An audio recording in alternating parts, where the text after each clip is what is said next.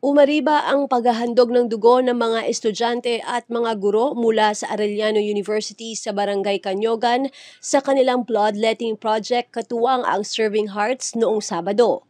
Ang aktibidad ay inorganisa ng nasabing paaralan. Layon na makalikom sila ng mahigit 150 bags ng dugo mula sa donors upang maitulong sa mga mangangailangang pasyente. Ayon sa Serving Hearts, sunod-sunod ang kanilang mga proyekto lalo na ngayong madami ang may kailangan ng dugo. Nagaganap po ngayon ang isang mass bloodletting po ng mga estudyante, teachers. Target nating donors is 100 to 150 sana para mas marami po tayong matutulungan. Ang Serving Hearts Charity po kasi ay nagbibigay po ng libreng dugo. Binibigay po natin din sa mga taong wala po tayong pinipiling binibigyan. May pera man po wala, mahirap mayaman. Binibigay po natin to ng libre nang wala po kapalit. Meron po tayong mga sariling tagapaghatid ng libreng dugo para po makagaan naman po sa mga pasyente natin at sa mga kamag-anak po ng pasyente. Dapat po talaga is nasa tamang edad po, 18 years old to 65 years old po. Pwede po yung below 17 po pero kailangan po natin ng parent consent since mga estudyante po sila.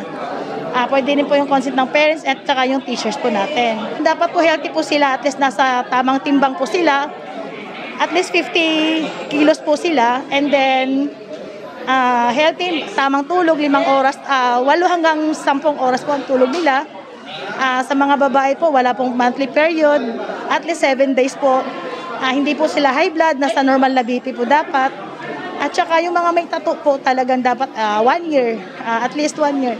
And then yung mga naturukan po ng anti-tetano, at least 1 year din po. Yung mga nabunutan po ng ngipin, at least 2 weeks. And then piercing po sa higaw po sa mga lalaki, at least 1 year po. Katuwang po namin dito ang isang pong coordinator ng Canyogan Pasig po, si Sir Edong Alvarez.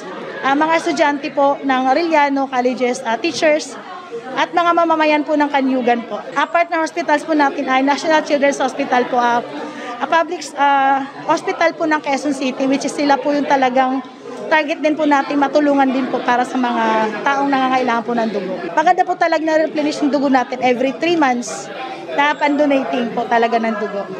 Invite ko na rin po kayo. Maging ang mga estudyante ay aktibo at voluntaryo na din sa pagdodonate at maliban sa nakakatulong ito sa kapwa ay may benepisyo rin sa kalusugan ng donor.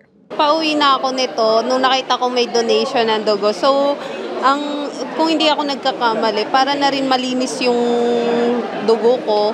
And kasi hindi ko rin alam kasi kung anong blood type ko. So, naisip ako mag-donate na lang po. Ayun, nawindang ako sa karayom, hindi ako ready. Pero okay naman siya, hindi naman siya masakit. So, okay din naman po. Natutuwa ako kasi may ganito. So, gusto ko rin namang may yung dugo ko. Kung hindi ako nagkakamali, parang madodonate to sa mga hospital eh. So, may pakinabang. Yun naman po. So, malilinis na yung dugo ko. Tapos, makakatulong pa ako. Hello, donate na kayo. Donate na po kayo. Kasi yung mga kaklase ko, yung mga kasabay ko pa uwi, hinikayat ko talaga, mga lang sila, underweight. Kasi ang alam ko dito, kailangan nasa 50 kilogram ka pataas sa pagdodonate. Okay naman po.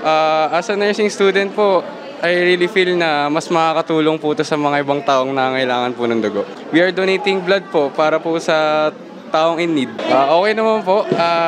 Sa course ko naman po, marami na pong naging tusukan kaya di na po bago sa akin. Sa mga pwede po mag-donate ng dugo po dyan, go for it. Kasi po we're not just benefiting for ourselves, we are also helping others. Ako si Luan Peñano para sa latest ng iNews Pasig.